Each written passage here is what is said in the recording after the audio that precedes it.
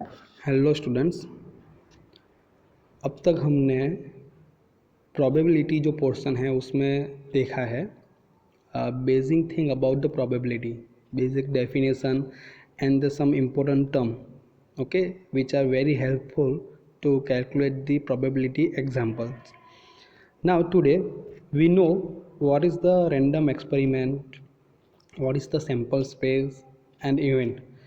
We have already seen in a very first video. Okay, now अब random experiment है, कोई भी एक एक्सपेरिमेंट हम करते हैं रैंडमली, ओके, तो उसका जो ऑल द पॉसिबल आउटकम है उनको क्या बोलते हैं? Set of all the possible outcomes, that's known as a set. And event is nothing but the subset of sample space. तो सैम्पल स्पेस पे से ही हम क्या करते हैं? इवेंट को देखते हैं, राइट. सो ये ऑलरेडी हमने दिखा ही है. तो आज हम क्या देखेंगे, ये इम्पोर्टेंट है कि ये जो इवेंट है, इवेंट बहुत टाइप की आती है. Like simple event, we can say compound event, complementary event, independent, dependent event, sure event, impossible event, right. So बहुत सारी इवेंट आती है. अब मान लो श्योर इवेंट किसको बोलते हैं, म्यूचुअली एक्सक्लूसिव इवेंट किसको बोलते हैं. सो आज हम वन बाय वन सभी जो इम्पोर्टेंट जो टर्म हैं वो हम देखेंगे. ये एग्ज़ाम में भी आ सकती है और एग्जाम्पल में भी काम में आएगी. सो पहली जो है ये इक्वली लाइकली इवेंट है. अब ये मैंने स्क्रीनशॉट लिया है बुक का. हम एग्जाम्पल देना चाहते तो बहुत सारे दे सकते हैं, लेकिन हमें सभी इवेंट को एकदम सिंपल तरीके से समझना है. सो इक्वली लाइकली इवेंट किसको बोलते हैं, मैं आपको पहले ही बोल दूं कि कोई भी इवेंट हो उसके आने जो प्रोबेबिलिटी है उसकी वो कैसी होनी चाहिए? Same. Then we can say that the event is known as a equally likely event. मान लो कि यहाँ पे लिखा भी है, देखो कि the events are said to be equally likely when one event does not occur more often the than the other. Means उसका मतलब क्या हुआ कि कोई एक इवेंट है उसकी प्रोबेबिलिटी दूसरे इवेंट से ज़्यादा नहीं होनी चाहिए, दोनों के कैसे होनी चाहिए? सेम. ओके, सो एग्जाम्पल भी एक दिया है कि tossing an unbiased coin, the two events of getting a head and getting a tail are equally likely as both have the same chance of occurrence. Means हम coin को toss करते हैं तो हेड आए या टेल आए, वो दोनों के जो चांसेस है, प्रोबेबिलिटी जो है वो दोनों की कैसी है? सेम है. या तो हेड आए उनकी प्रोबेबिलिटी भी इतनी होगी, या तो टेल आए नहीं इनकी प्रोबेबिलिटी भी इतनी होगी, राइट. सो लेकिन क्या है ना, मान लो कि बायस कॉइन है, ओके, तो उसमें कोई एक इवेंट की जो है प्रोबेबिलिटी वो दूसरे इवेंट के कंपेयर में बढ़ जाएगी. सो ये क्या है, दोनों इवेंट की जो प्रोबेबिलिटी है वो सेम होती है, तो उसको क्या बोलते हैं? Equally likely event. अब और एग्जांपल भी है, देखो यहाँ पे ये तो मैंने बोला है अभी. Okay, in a single throw of an unbiased dice the event 1 2 3 4 are equally likely. Means हम कोई भी डाइस को थ्रो करते हैं, ओके, तो या तो 1 आता है, 2 3 4 कोई भी हो, सभी एक ही आएगा. तो 1 तो 1 ही आएगा, 2 तो 2 ही आएगा, 3 तो 3 आएगा, कोई एक ही आएगा. तो सभी के आने की जो प्रोबेबिलिटी है सभी इवेंट की, हर एक एलिमेंट के लिए, वो कैसी होगी? सेम होगी, राइट. तो उनको हम बोलते हैं इक्वली लाइकली इवेंट. गेटिंग? सो ये बात हुई इनकी. अब ये जो है बहुत इम्पोर्टेंट है, ये एग्ज़ाम में आई हुई है, म्यूचुअली एक्सक्लूसिव इवेंट. अब उसमें क्या है कि if one of the event occurs, कि कोई इवेंट अभी है, right, the other event cannot take place with the same subject at the same time, then the events are said to be mutually exclusive event. अब उसमें एकदम easy तरीके से हमें समझना है. तो एक्चुअली क्या है कि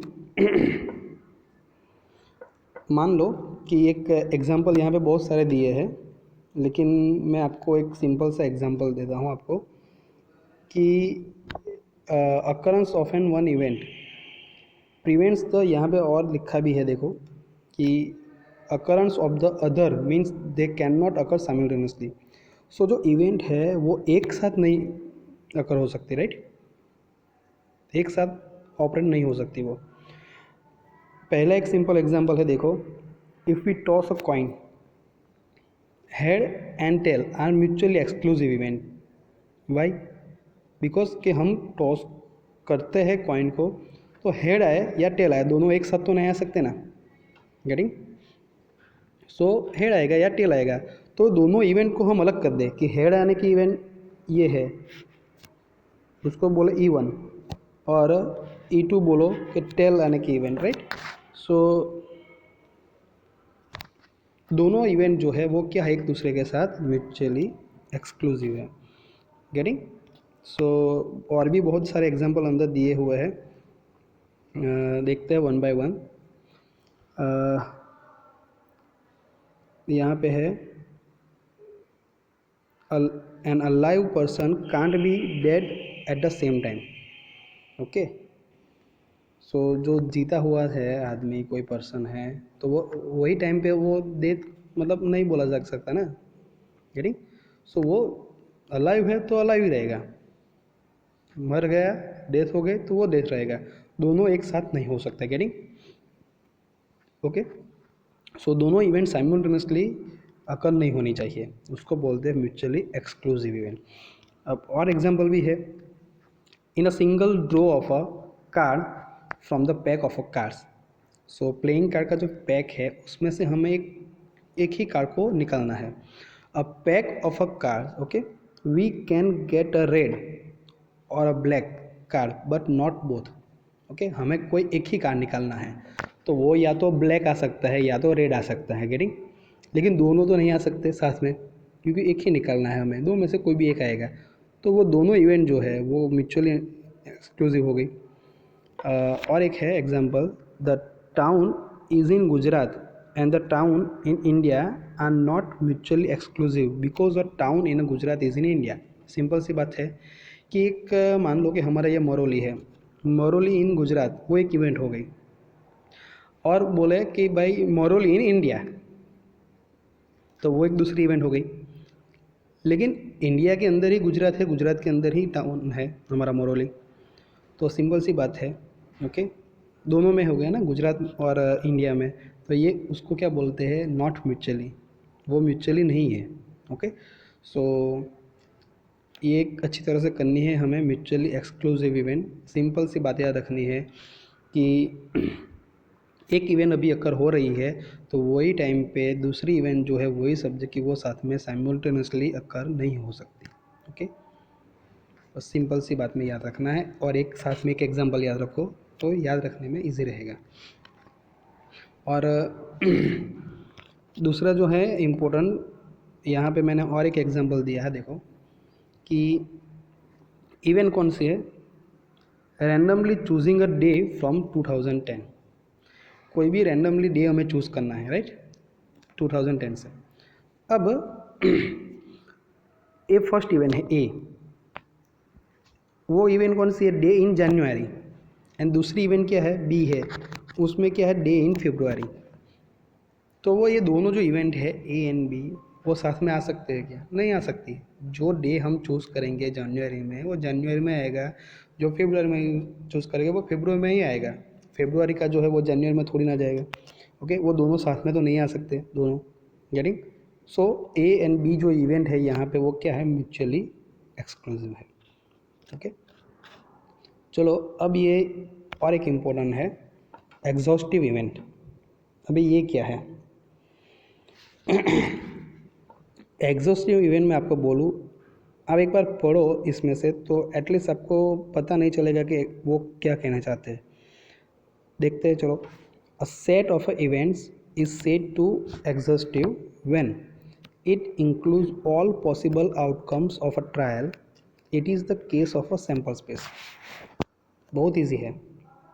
मतलब क्या है कि ये जो एग्जॉस्टिव इवेंट है वो एक सेट ऑफ इवेंट्स है, और सभी इवेंट मैं मान लो, चलो बोलूँ E1, E2, E3. ओके. सो ये 3 इवेंट है, सभी का हम यूनियन करेंगे। ओके, पता चल रहा है? यहाँ पे कलर चेंज कर देते हैं। सभी इवेंट का हम क्या करेंगे? यूनियन करेंगे। तो आंसर क्या आएगा हमारा? Sample space S. ओके, तो उसको क्या बोलते हैं? Exhaustive event. एक एग्जांपल भी मैं आपको देता हूँ। मतलब जो भी इवेंट है सभी का यूनियन करते हैं तो हमारा जो ओरिजिनल सैंपल स्पेस आता है। ओके, हम क्या करते हैं, एस जो होता है सैंपल स्पेस, उस पे से ही हमारी इवेंट आती है। तो सभी इवेंट जो है उनका हम यूनियन कर देंगे तो वो हमें क्या मिलेगा? सैंपल स्पेस ही मिलेगी। तो वो इवेंट को क्या बोलते हैं? Exhaustive event. सो यहाँ पे एक एग्जांपल दिया हुआ है, देखो ये बहुत सारी इवेंट को यहाँ पे ए लिखा है, A1 A2 A3 up to AK। सो सभी का यूनियन किया तो आंसर क्या आया? सैंपल स्पेस आया। अब यहाँ पे एक एग्जांपल है, टॉस अ डाई। अभी ये डाई को हम फेंकते हैं, ओके, थ्रो करते हैं, तो हमारे पास सैंपल स्पेस तो पता है, सैंपल स्पेस क्या आती है? एस इक्वल टू क्या आएगी? 1 2 3 4 5 एंड 6, ये सैंपल स्पेस आएगा। अब इवेंट है यहाँ पे 3 इवेंट है डिफरेंट डिफरेंट। फर्स्ट इवेंट देखो A1 में क्या है? 1 2 3। Second event 1 3 4 and third event 2 5 6। तो सी हम क्या करेंगे? यहाँ पे A1 union A2 union A3 करेंगे तो आंसर क्या आएगा हमारा? देखो A1 तो मैं लिख ही देता हूँ 1 2 3। अब देखो यहाँ पे A2 में इवेंट है, उसमें क्या है? 1 3 तो हमने लिखा है तो 4 आएगा, यहाँ पे 5 एंड 6। तो सभी एलिमेंट्स आ गए सैंपल स्पेस के। देखो ये सैंपल स्पेस और ये सभी इवेंट का जो है यूनियन, वो कैसे आया? सेम आया। Okay, so such type of event call the exhaustive event. अब ये जो सिंपल इवेंट है ये मैं आपको बताता हूँ। ये 4 इवेंट जो है डिफरेंट डिफरेंट हम वन बाय वन देख लेते हैं बहुत इजी तरीके से, बाद में हम एग्जांपल देखते हैं। An event containing exactly one element is called the simple event। Okay, बहुत सिंपल लैंग्वेज में लिखा है। कोई भी एक इवेंट है उसमें कितने एलिमेंट होने चाहिए? Only one, single. तो वो इवेंट को क्या बोलते हैं? Simple event. ओके, सो यहाँ पे होगा ही लिखा, देखो ये एग्जाम्पल भी है, देखो tossing only one coin at a time, one में गेट हेड और tail is a simple event. मतलब कि सैंपल स्पेस जो है हमारी कॉइन को टॉस करने की, वो क्या होगी? हेड या तो टेल, ये HT आएगा। अब मैं इवेंट बोलता हूँ, पहली इवेंट कि हेड आने के, okay, to get the head, कि हेड आए उसकी पॉसिबिलिटी कितनी है? ओके, उसकी इवेंट क्या है? तो एक ही आया, यहाँ पे एक ही हेड है। इवेंट 2 बोलता हूँ कि भाई टेल आए वो इवेंट, तो टेल तो एक ही बार आया है। तो देखो ये दोनों में एलिमेंट कितने हैं? एक एक ही है। देखो ये हेड एक ही है, तो ये इवेंट क्या हो गई हमारी? Simple event. सेम E2 जो है उसमें भी टेल एक ही है, तो वो इवेंट भी क्या हो गई? Simple event. एक ही एलिमेंट होना चाहिए। अभी मान लो कि हमने 2 टॉस को कॉइन किया, सिंपल, राइट? तो हमारा सैंपल स्पेस क्या आएगा? HH HT TH and TT आया। ओके, तो यहाँ पे मैं बोलूँ एक इवेंट कि भाई कौन सी इवेंट बोले कि 2 हेड आए, तो 2 हेड कितनी बार आता है? देखो ये सैंपल स्पेस में एक ही बार आता है ना, बाकी में सारे में तो नहीं आता। तो देखो एक ही एलिमेंट आया, ये सैंपल स्पेस में 4 एलिमेंट है, तो उसमें से हमारा कितना आया? ओनली 1। तो इसको क्या बोलते हैं? सिंपल एलिमेंट या तो simple events. Getting? So simple event मतलब कि वो इवेंट के अंदर एक ही एलिमेंट चाहिए। ये सैंपल स्पेस में 4 है, यहाँ पे कितना है? उसमें से एक ही आया। अभी मैं ये बोलूँ कि ये सैंपल स्पेस है कॉइन का, HH HT TH and TT, और मैं इवेंट ये बोलूँ कि एटलीस्ट वन हेड हो वो इवेंट, तो एटलीस्ट एक हेड होना चाहिए। तो यहाँ पे 2 है तो एक से तो ज़्यादा ही है, तो वो आएगा एच एच। यहाँ पे भी एक एच है तो एच टी आएगा, और यहाँ पे भी एक एच है तो ये भी आएगा। तो इनको हम बोलेंगे सिंपल इवेंट? नहीं बोल सकते, इनको हम सिंपल इवेंट नहीं बोल सकते। क्यों?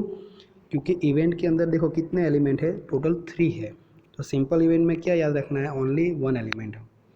सो ये जो अभी ज़्यादा एलिमेंट आए ना, तो उसको क्या बोलते हैं हम, मिक्स इवेंट या तो कंपाउंड इवेंट। ओके, हम उनको अलग तरीके से भी बोल सकते हैं। गेटिंग? सो इस टाइप की जो इवेंट आती है उसको क्या बोलते हैं, मिक्स्ड या कंपाउंड इवेंट। सो हम उसके बारे में अभी देखेंगे। यहाँ पे लिखा भी है, देखो ये कंपाउंड इवेंट किसको बोलते हैं, an event containing more than one element is called compound event. Okay, so एक ही एलिमेंट हो तो उसको बोलते हैं सिंपल, और एक से ज़्यादा एलिमेंट हो तो उसको बोलते हैं कंपाउंड इवेंट। बराबर। अब कंपाउंड इवेंट के अंदर भी हम ज़्यादा देख सकते हैं, उसको डिनोटेट करना है तो हम ए इंटरसेक्शन बी से कर सकते हैं, लेकिन हम जब एग्जाम्पल में आएंगे, थियरी आएगी, तब हम वो डिटेल में देखेंगे। अभी बस हमें यही याद रखना है कि कंपाउंड इवेंट किसको बोलते हैं। ओके, और सिंपल इवेंट। अब नेक्स्ट है impossible event. So the event of the empty set is called the impossible event. Okay? अब impossible event किसको बोलते हैं? मान लो कि एक एग्जांपल लेते हैं हम, sample space to throw die. Okay, die को हम थ्रो करते हैं तो उसका सैम्पल स्पेस क्या आएगा, 1 2 3 4 5 एंड 6। ये 6 में से कोई भी एक आ सकता है। तो ऑल द पॉसिबल आउटकम हमने लिख दिया, उसको क्या बोलते हैं, सैम्पल स्पेस। अब इम्पॉसिबल इवेंट किसको बोलते हैं? अभी मैं एक इवेंट लिखूं कि event to get greater than 6। Okay, so 6 से ज़्यादा नंबर कोई है, 1 2 3 4 5 है, वो तो सभी लेस देन है, और एक 6 है। तो 6 से ज़्यादा आए, 7 आए मान लो, टू गेट 7, तो ऐसा कोई एलिमेंट है नहीं है, तो ये सेट हमारा क्या हो गया है, एम्प्टी हो गया है, कोई एलिमेंट नहीं आया। तो ये इवेंट को क्या बोलते हैं, इम्पॉसिबल इवेंट। और इसको डिनोटेट करना है तो कैसे हम कर सकते हैं, 5 से। गेटिंग? सो इम्पॉसिबल इवेंट में पता चला एम्प्टी सेट, कि जो इवेंट हम सैम्पल स्पेस पे से लिखते हैं वो कैसी होनी चाहिए, एम्प्टी। तो इसको बोलते हैं इम्पॉसिबल इवेंट, और that is denoted by the 5। Okay, अब साथ में देख लेते हैं श्योर इवेंट।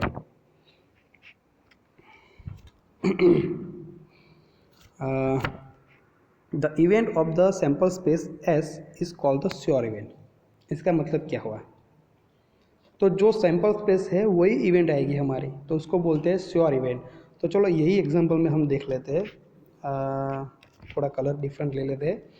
एक एग्जांपल मैं देता हूँ कि बस इवेंट लिखते हैं हम, E2 नाम दे देता हूँ इवेंट का। और इवेंट कौन सी है, यहाँ पे क्या किया, टू गेट ग्रेटर देन 6 वाला किया था ना यहाँ पे, तो 6 वाला तो कोई है ही नहीं, तो एम्प्टी आया। अब यहाँ पे क्या करते हैं, 6 और लेस देन 6, 6 और लेस देन 6 इवेंट लेते हैं कि 6 हो या 6 से कम हो।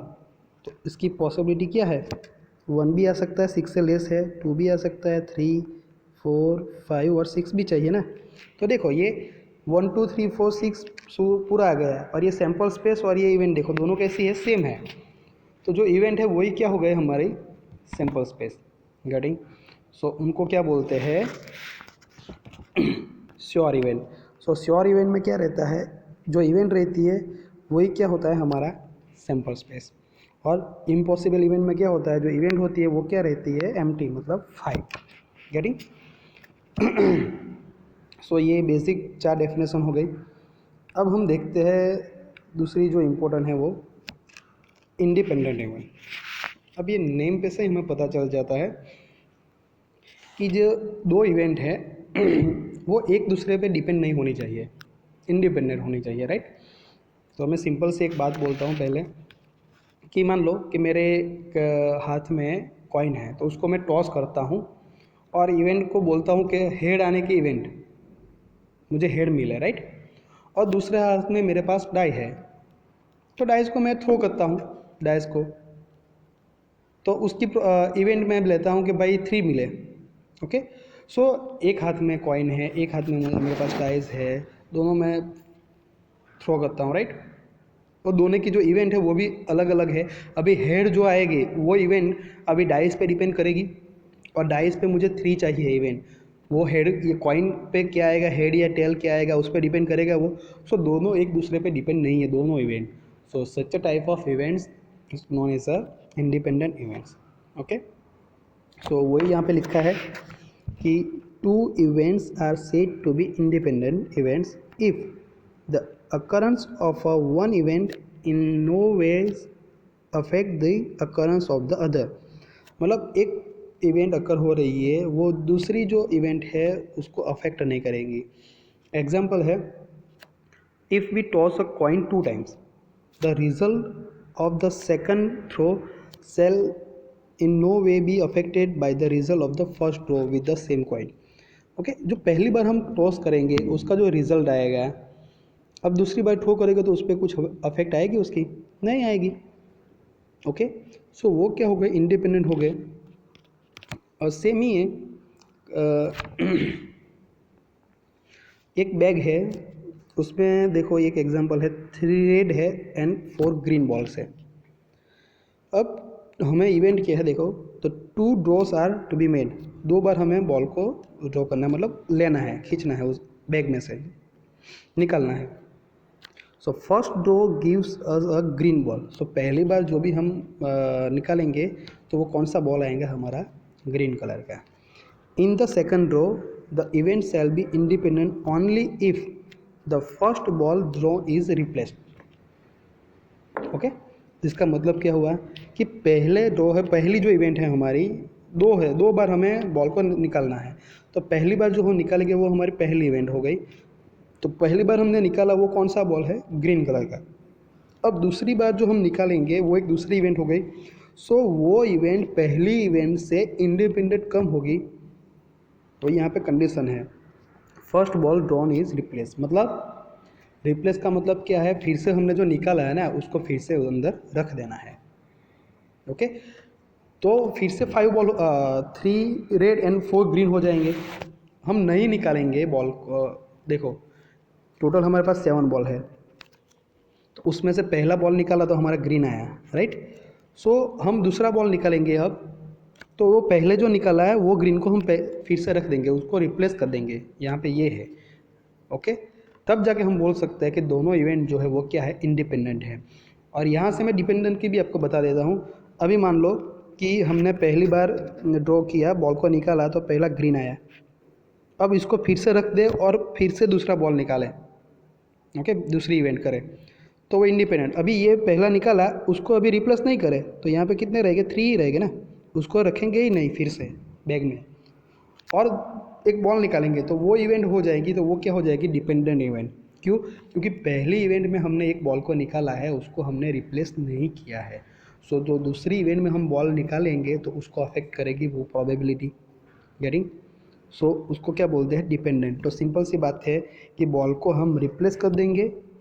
2 इवेंट है हमारे पास, 2 बार हमें एक एक बॉल निकालना है। पहली बार जो निकाला उसको हम फिर से रख देंगे, रिप्लेस करेंगे, देन डिपेंडेंट। और नहीं निकालेंगे, सॉरी नहीं रिप्लेस करेंगे, रखेंगे नहीं, फिर से जो पहली बार निकाला उसको नहीं रखेंगे, तो उसको क्या बोलते हैं, डिपेंडेंट। तो यहाँ पे वो भी है देखो। ओके, सेम एग्जांपल है कि 4 वाइट एंड 3 रेड बॉल है। If we draw a white ball in the first trial, so हम फर्स्ट ट्रायल में हम वाइट बॉल को निकालते हैं, and if it is not replaced, वो फिर से नहीं रखेंगे बैग में, then it affects the draw of a white ball in the second trial. Okay, हम सेकंड ट्रायल में फिर से हम वाइट बॉल को निकालेंगे ना, तो उसमें वो अफेक्ट करेगा। सो हम यहाँ पे क्या कर रहे हैं, नहीं रिप्लेस कर रहे हैं, डिपेंडेंट में रिप्लेस नहीं कर रहे हैं, और इंडिपेंडेंट में क्या कर रहे हैं, रिप्लेस कर रहे हैं। मतलब डिपेंडेंट का मतलब है यहाँ पे occurrence of a one event in any one trial affects the occurrence of the other event in the other trials।